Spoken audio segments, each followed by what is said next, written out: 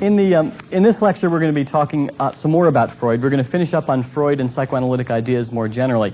I've had a request since we, at the end of the last lecture, gave short shrift to the genital stage, a stage to which some of you seem dearly attached from what I've gathered. Had a request to say something a little bit more about that stage. The reason I didn't spend much time on it was twofold. On the one hand, we didn't have much time, and on the other hand, I haven't reached it yet. But when I do, I'll spend some more time in the next lecture. Now, the genital stage is the final stage in Freud's theory of the development of psychosexuality or of personality. And his idea is that this is a stage at which we're capable of mature relatedness to other people, as well as our primary sexual aim becomes sexual intercourse and eventually leading, the basic idea behind it is obviously reproduction. So his idea is that we integrate all kinds of childhood notions about sex, childhood feelings about sex, feelings about all the erogenous zones from the oral through the anal through the phallic and the genital, that we bring all those things together in this final genital stage and essentially enjoy all of them. And that for a person who doesn't have some kind of psychosexual problem, you're going to see that the person is not going to be terribly inhibited about sexuality, is going to be able to enjoy closeness with another person, intimacy with another person, as well as to be able to enjoy genital sexuality and intercourse. I might say, though, that I haven't mentioned much about this, and I will shortly, about the role of culture in all of this. And one of the things that happens in psychotherapy is that there are changing concerns that people come in with. And in fact, if you think about the role of culture in Freud's time versus the role of culture in ours, there's been a shift, I think, away from some of the sexual problems that often brought people in to different kinds of relationship and intimacy problems, which is probably, in some ways, it's probably no surprise with the breakdown of the family, the breakdown of extended families, that you're seeing more people having trouble with basic relationship issues that they're coming in for, rather than that they're having symptoms that seem to result from issues related to repression of sexuality or difficulty dealing with their sexual impulses. I mean, just to say something about that the role of culture in what's considered pathological. Years ago, say 50, 60 years ago, you might have seen a patient come into therapy because he or she, the person believed that he or she was perverse in some way because, say, let's take the case of a man who was particularly enjoyed oral sex with his partner. Now, 50, 60 years ago, he may have seen that as a problem. Now someone might come in because their lover is telling them, you're inhibited here because you don't enjoy oral sex. So you can see how things really have changed over time. And many people have argued that there are very significant cultural aspects to what's defined as mental illness or defined as psychopathology. Homosexuality was considered psychopathology officially 20 years ago, no longer is now by the American Psychiatric Association. There are all kinds of these changes that reflect things like changing attitudes in the culture, political issues, so that there clearly is a cultural role to these things as well.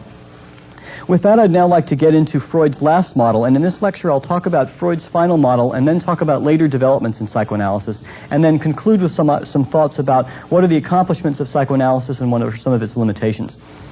In terms of Freud's last model that we'll talk about, it's called his structural model, in which he argues that the mind has three different structures to it. And by structures, he means sets of different processes that serve different functions. So that, for example, one of those structures is called the id.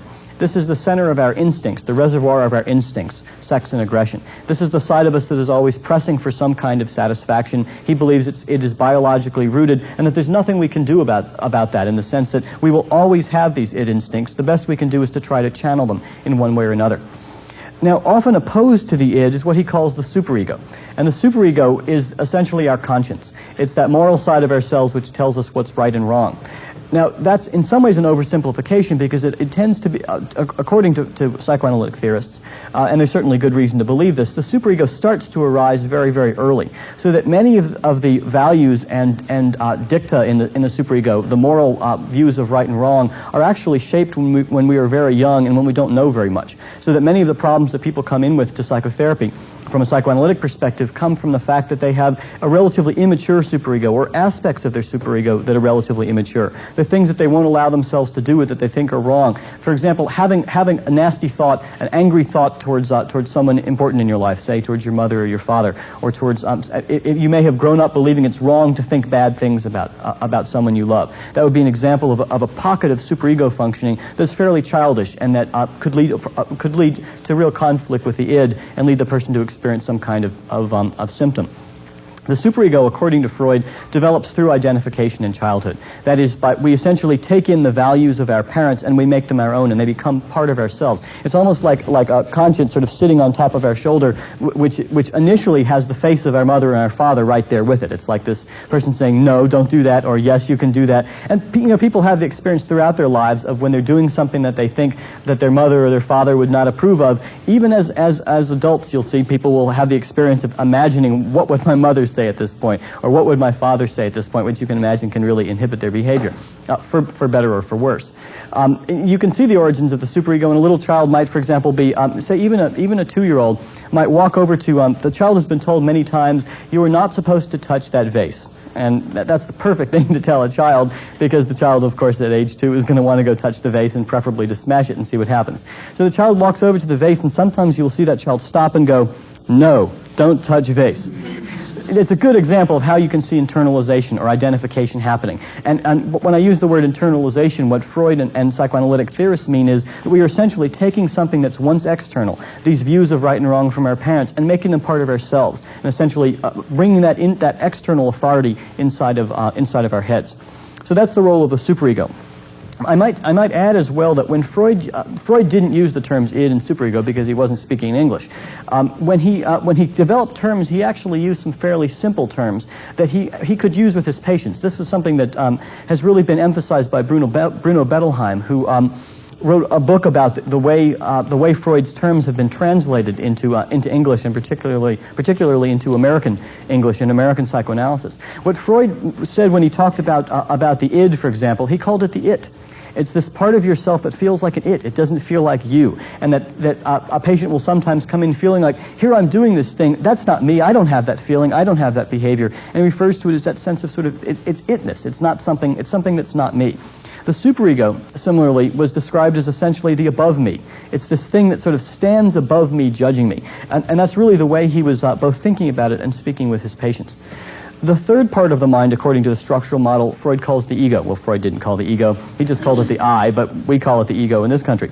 The ego is vested with a number of functions. It's essentially the executive in the brain or in the mind. Basically, it's in charge of selecting choices in various kinds of ways. It's involved in cognition, that is, in thought, in perception, in control of our motor behavior. It's essentially the decision-making apparatus in the mind, according to Freud.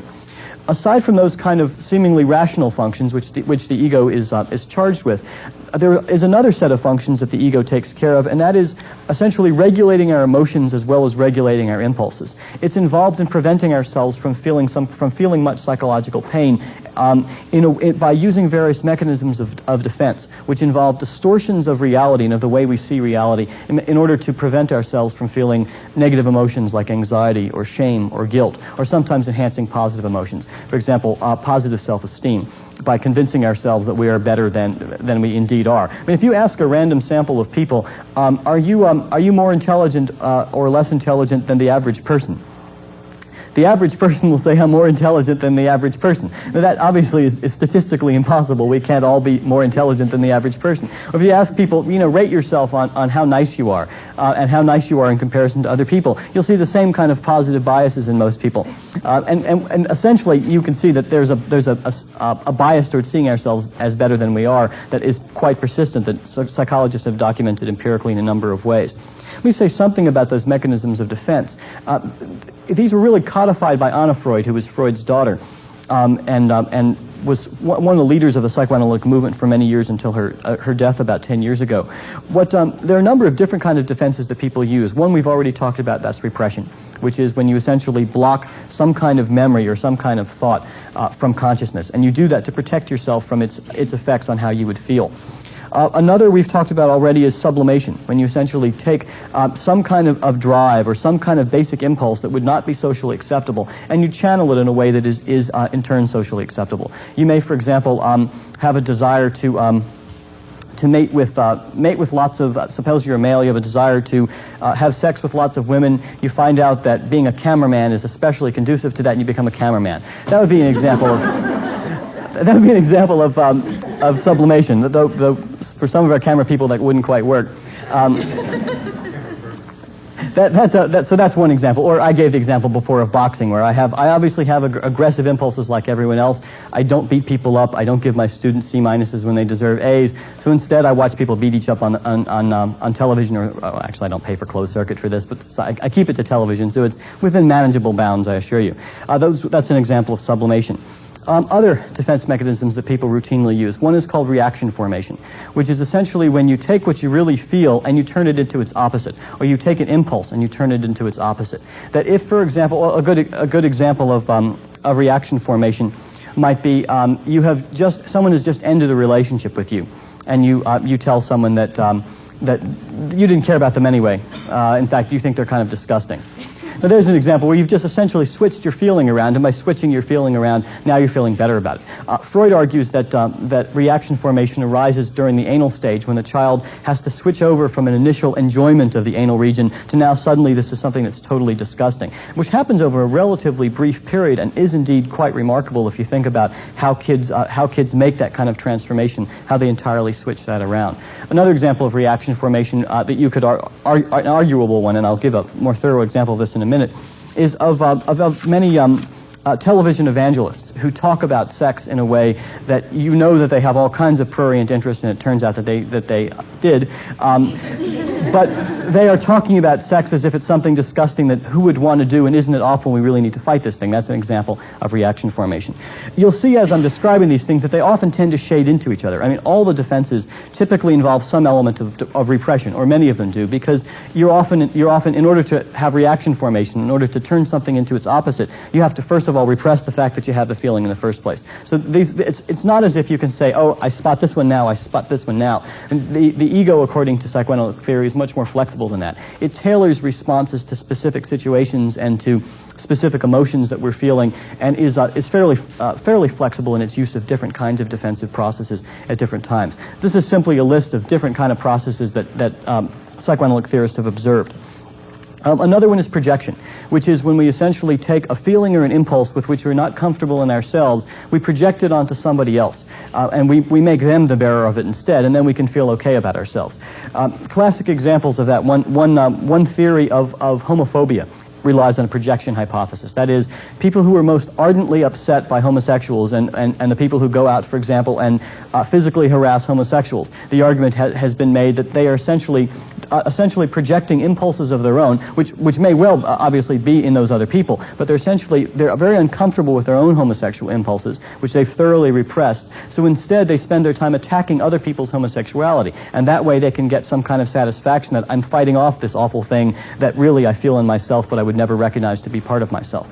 Some people have argued that scapegoating of various kinds has always involved some element of projection. Some psychologists have argued that that the Nazis made heavy use of projection to project characteristics of themselves that they didn't like onto other groups, and then they would then try to eradicate those other groups as a way of destroying these parts of themselves in some kind of symbolic way. Those would all be examples of projection. I'll mention one or two others. Rationalization is an example of a defense mechanism, which is one with which you're all quite common, not only from having used it many times yourself, I'm sure, but also simply from having it observed in others. That's when you essentially convince yourself of a good reason for something when there really wasn't a good reason for it. When you convince yourself that you come up with a rational explanation for which there was really no reason whatsoever.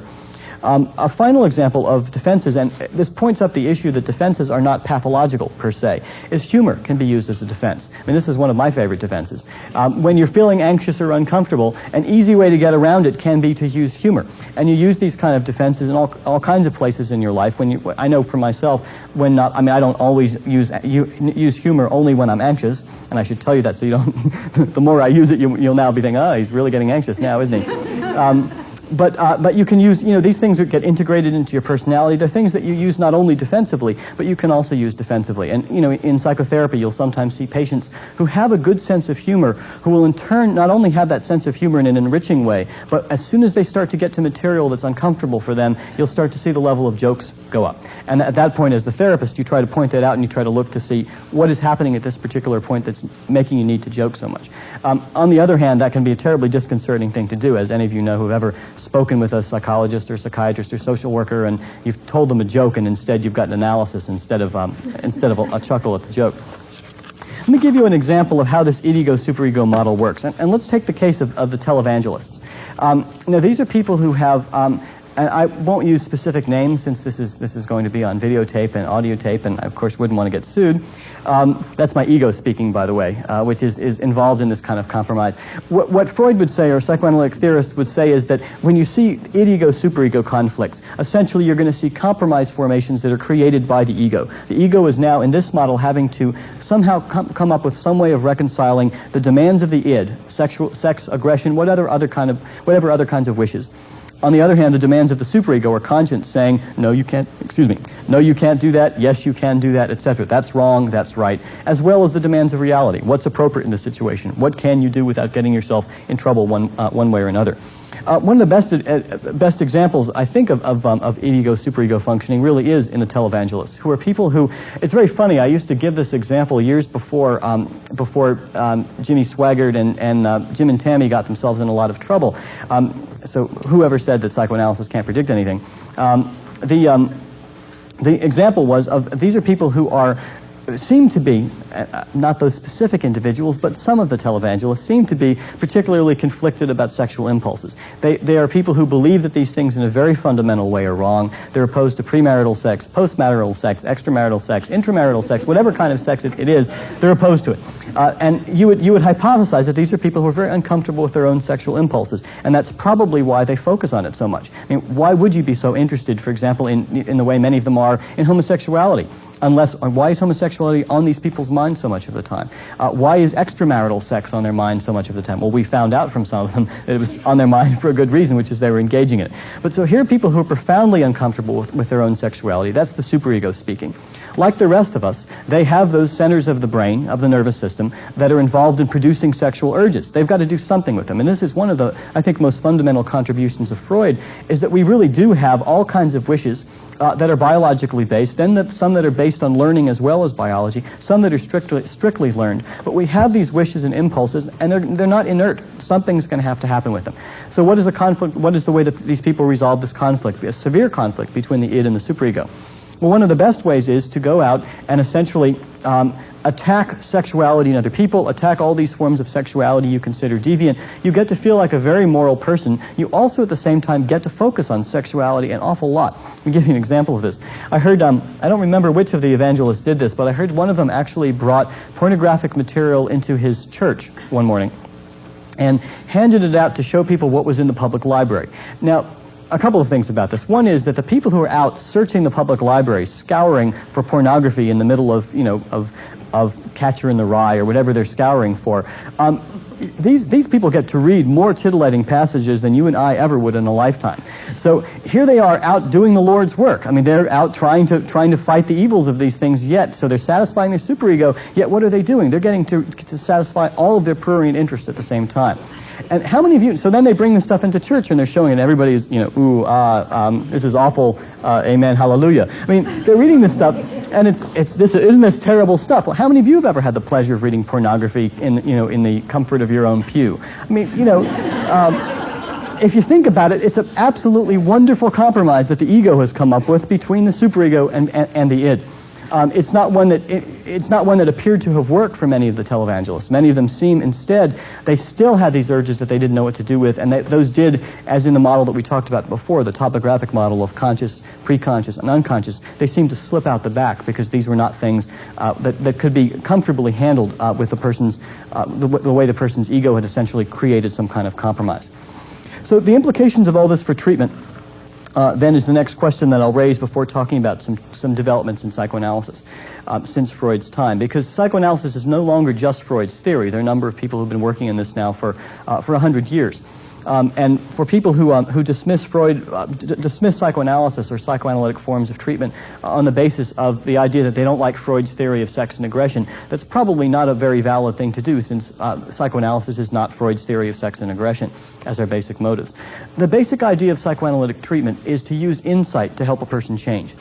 The idea is that if we are constantly doing things of which we have no awareness, if we've come up with all these unconscious compromises between id and superego, between conflicting motive systems, and these are not things that we have consciousness of, they're things that we often may have developed as we were children, ways of handling reality, ways of dealing with things that are uncomfortable. These things are going to be operating automatically and unconsciously in us all the time. For most of us, most of the time, that's fine. It doesn't get us into any trouble. When it does get us into trouble, what this theory suggests is what you need to do is to get insight into what it is that's going on under there. And that way you can essentially gain conscious control of it. That one of my patients, an adolescent patient, once said, when it became clear to him a very central dynamic in his life in which he was really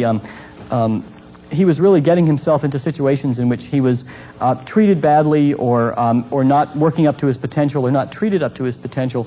He finally realized what he was doing, and he had this sort of aha experience, like, this is what I've been doing. And he said, this is really upsetting. I feel like I'm not the captain of my own ship.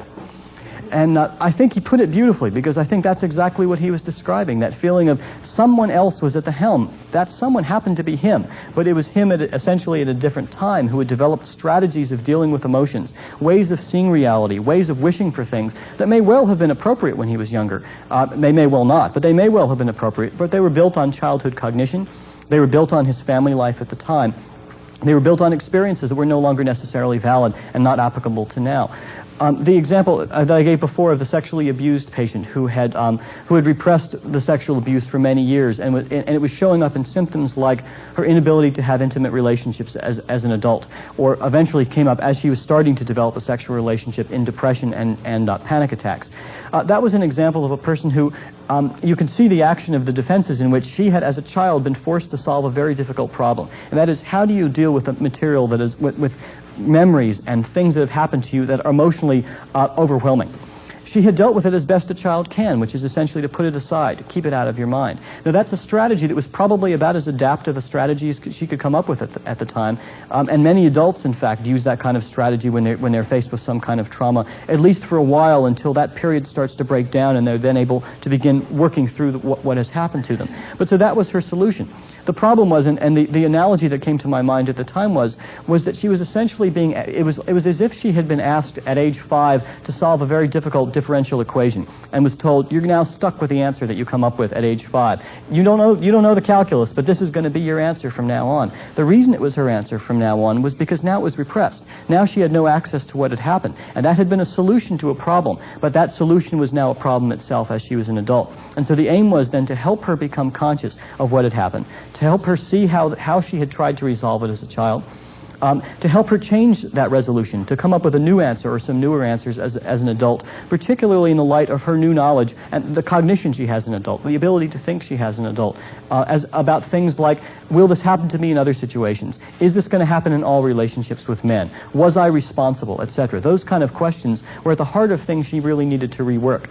How she was going to deal with it, how she was going to regulate her emotions. Those were all questions at the heart of how she was going to get over this. And those were things that really required conscious insight for her to be able to do that. So those are basically the principles of psychoanalytically oriented treatment. Psychoanalytically oriented treatment tends to last, typically there are short-term psychotherapies that are psychoanalytically oriented that last usually about 6 months, that are once a week. Most psychoanalytic psychotherapy lasts about, probably my guess is probably about 2 to 4 years. The idea is, and patients sometimes will get very concerned when you tell them when after initial evaluation, what I think you need is this, and it's going to take this amount of time, and they're aghast. They're thinking, you're asking me to come once or twice a week for 4 years. You must think I'm terribly sick. And my typical response to that is, if you think about how long it took to develop this problem, you had years as a child to develop this problem, or in the last however many years if it's a problem that's clear where it came from. If I think it's something that's fairly ingrained, say, what would ever make you think that you're going to get rid of that pattern or that problem in a matter of a few short weeks, or even a matter of a few short months? Especially if it's something like like a basic problem in relationships where you are constantly, one time after another, picking the wrong person for yourself, or you're constantly getting into battles with people in your life. There's no reason to believe, and it seems, on the face of it, it doesn't seem very likely that you're going to get rid of something like that in such a short period of time.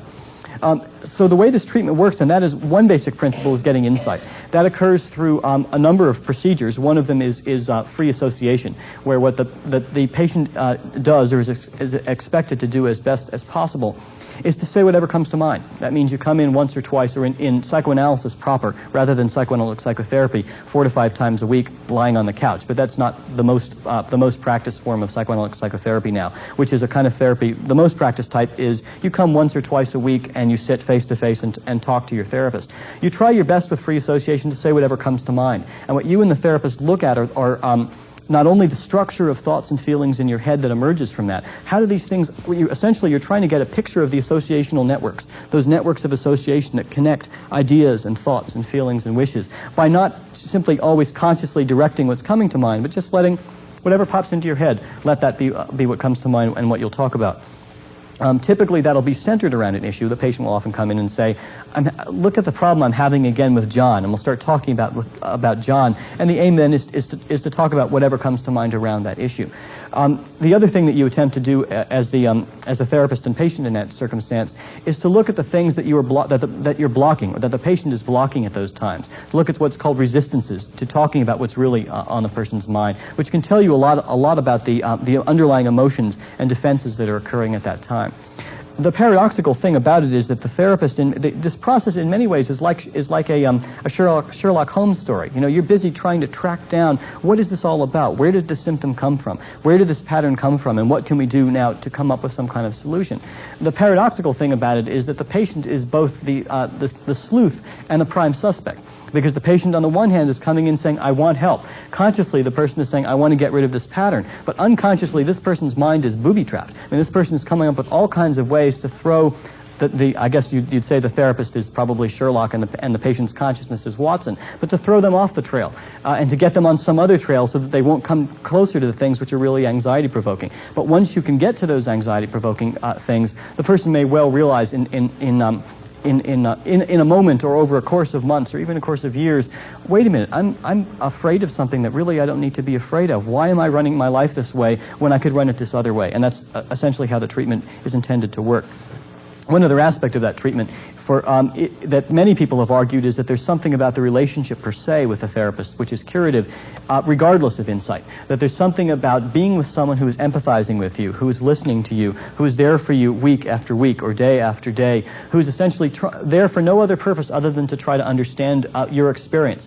Something about that appears certainly in many patients to have some strong curative value as well, particularly for people who felt as if they were not empathized that way, in that way when they were younger, so that this is kind of a new experience of what a relationship can be like.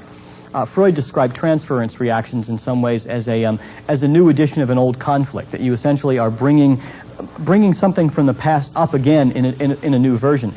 You might say that from this perspective, one of the aims of a psychoanalytic form of treatment is to rewrite the last chapter, so that now that you don't keep replaying it over and over and over, and together, the patient and the therapist, the two of you work together to come up with some kind of new resolution that is no longer in the old pattern. Now, where has psychoanalysis gone since Freud's time? One of the earlier developments in psychoanalysis occurred through the work of people who were called neo-Freudians. They were people who accepted many aspects of Freud's theory, the idea of unconscious processes, the idea of defenses, etc. But at the same time, they differed with Freud in a number of ways. I'll mention 2 or 3 of those. One is that they had, and the major one, I guess, is that they had an expanded view of motivation in their minds. They had a somewhat different view of motivation than Freud. They all essentially rejected Freud's theory that sex is the master motive. They argued that he had focused too much on sex as the basic motive, even probably more basic than aggression in his theory. And what they argued instead is that we have a primary need for relatedness to other people. That is a very central form of motivation that is independent of desires for sensual, physical, or sexual gratification from others. And I think they're absolutely right about that myself. I think that's simply a different motive system. I think it's controlled by different neural structures, and I think it has a different developmental path than does the sexual impulse. So one of their basic arguments, and we'll see how this filtered back into psychoanalytic theory after this, is that we have a primary need for relatedness, and that we can run into all kinds of trouble in the ways that that need for relatedness gets shaped and distorted through our experiences throughout life. So that's one. From an evolutionary perspective, I might add that that makes a lot of sense, that as we'll see shortly when we talk about theories that have focused on this need for relatedness, human infants and young children cannot survive without other people, and we are biologically predisposed to form attachments to other people. And when those things go awry, you do in fact later typically see serious psychopathology, or some form of psychopathology that arises out of it. A second broadening of the notion of motivation that the Neo-Freudians suggested was that human beings have a need for a sense of meaning in life that is also independent of sex and aggression. This is another area in which I really do agree with the Neo-Freudians. The idea is that we can have all of our sexual impulses satisfied in one way or another. We can have a lot of our aggressive impulses satisfied. But if you've ever been in a situation where you just didn't feel like things meant anything, like the world didn't have a sense of order to it, like you didn't have values that meant something to you, to which you were committed, that is a profoundly unpleasant state. It's one that people experience at different points in their life. If you've ever had a serious loss in your family of someone who was really the closest person to you, or someone who's extremely close to you, you know that there are moments of that sort of existential emptiness that you'll experience of nothing means anything. Why am I doing what I'm bothering doing? What's the ultimate meaning of all this? And I think that's something central that the Neo-Freudians, as well as a group of psychologists known as existential psychologists, argued, that this is a primary aspect of something that we as human beings need. It's probably in some ways an accidental byproduct of the evolution of our neocortex, or of the higher levels of our brain, that we ended up being created with this need to have not only cognitive order, that things seem to have to make sense to us, but also we have all kinds of values and ideals and commitments that we use to make the world sensible. It's very similar to what the anthropologists have argued about. They've called it ethos and worldview. The ethos is sort of a group of ideals that the culture is committed to, and the worldview is a group of cognitive ordering principles by which that culture makes sense of reality, beliefs about what reality is like. When those things are threatened, people experience tremendous difficulty and anxiety. One of the major Neo-Freudians, and someone who is one of the few psychologists who has captured the attention both of psychoanalysts and of academic psychologists who teach at universities, was Erik Erikson. What Erikson has done is to try to develop a theory of what he calls psychosocial stages, as opposed to psychosexual stages, that are complementary to Freud's psychosexual stages. His argument is not that we don't have these psychosexual stages. He was a Freudian analyzed by Anna Freud and clearly believed in those things. But he at the same time also felt that they really underemphasized the social side of ourselves, the way in which we develop as social beings who from the very earliest points in our life are having to deal with questions like, do I trust other people?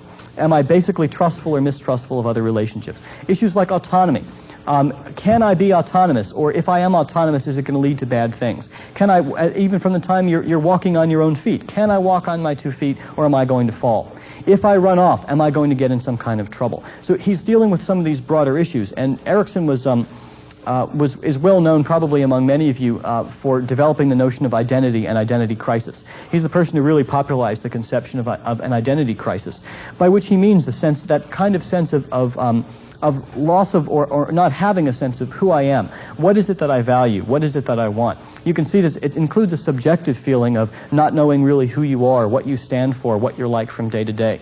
It includes not having a commitment to specific roles or switching among roles you commit to. Like if you watch adolescents, you'll often see, who are in an identity crisis, you'll often see that they will shift from one role to another by the day. It'll sort of try on, one day they'll try the role of being punk.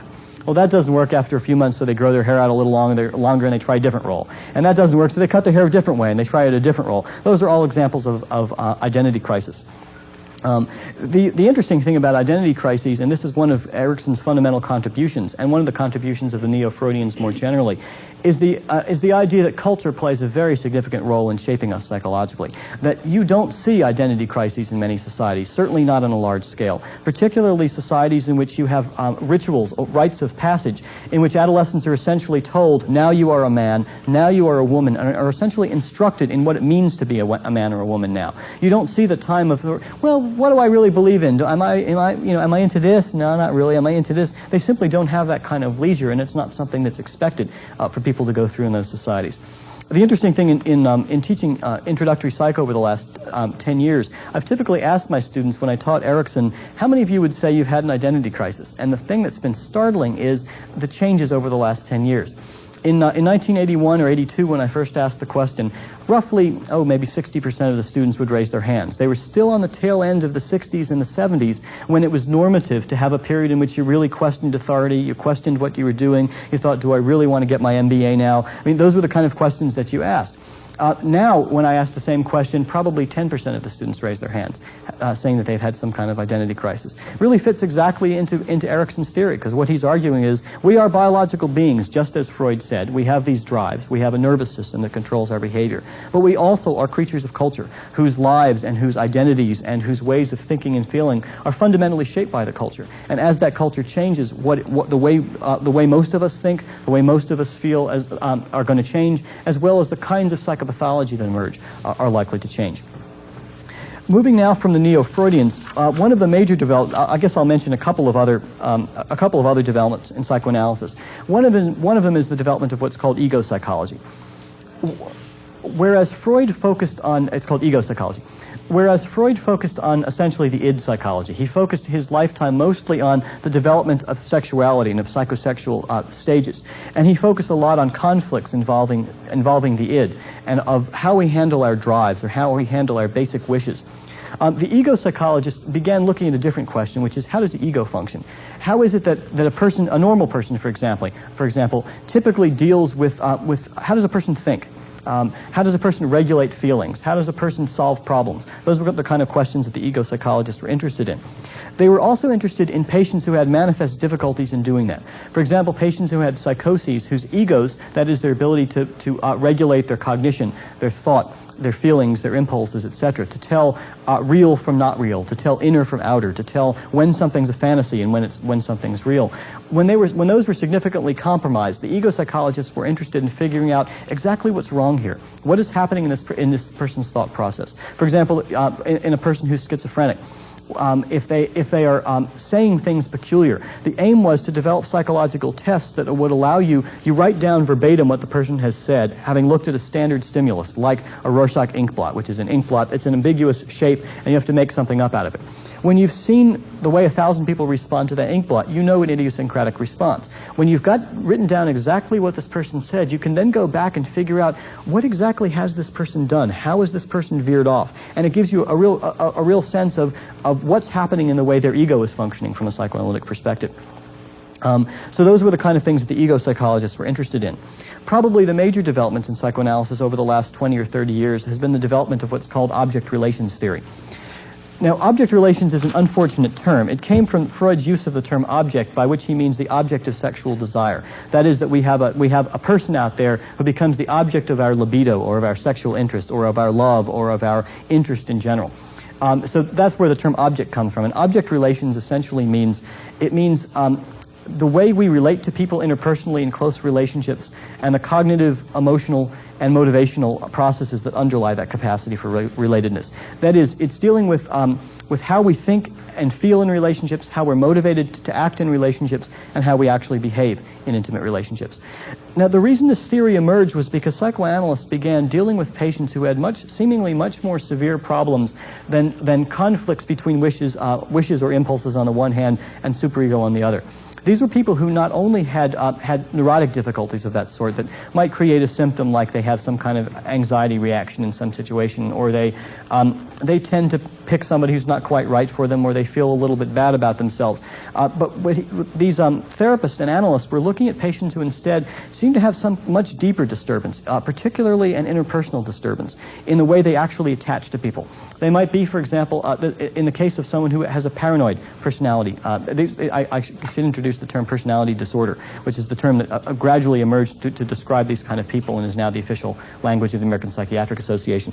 A personality disorder refers to an enduring problematic way of feeling, thinking, and behaving that affects the person's occupational functioning and or interpersonal functioning. So these are not just minor problems, or these are not just even fairly major problems like every 3 years you get depressed, but rather these are things that deeply disturb your capacity to have relationships with other people or your capacity to function occupationally in one way or another.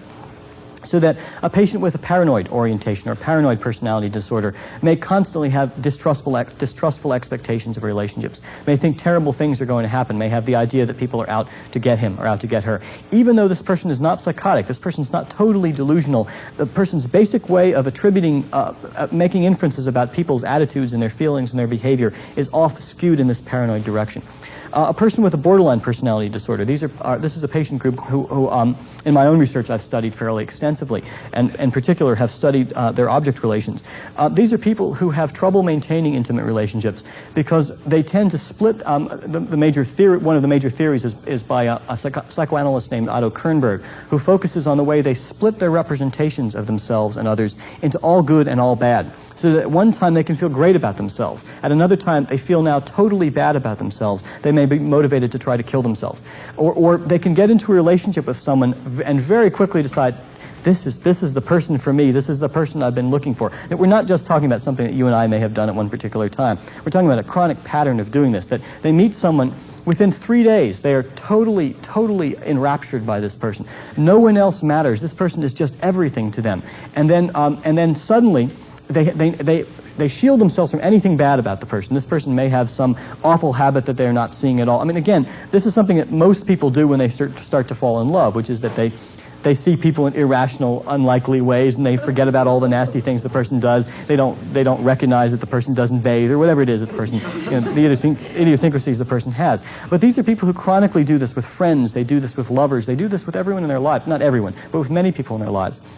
They may then, when something comes along that the person in some way acts in a way that appears to them rejecting, they become totally despondent. They now shift over and all they can see is the negative. They say, this person is evil, this person is trying to hurt me, this person is trying to destroy me. And if you say to them, well, a week ago you saw this person is just wonderful, how does this fit together? They say, I never thought that. Or, well, I was totally wrong at the time. And when you hear words like total coming out of these people's mouths, you can often make the diagnosis. That they'll often use words like they'll describe people with body parts, and they'll say, this person's a total blank. When they do this repeatedly, you typically know that you often know that you're dealing either with a borderline patient or with an adolescent. With borderline patients, what you see is behavior like wrist cutting. Like they will cut themselves, often in a manipulative way, to get other people to come to their rescue in some ways. Sometimes they're quite serious about trying to kill themselves, and they do have very high suicide rates. Sometimes they'll cut themselves, and they'll tell you that the reason for it is they're trying somehow to numb themselves, or that they want to feel something because they don't feel anything, or all they're feeling is this intense psychological pain, and they instead want to feel some kind of physical pain to divert themselves from it.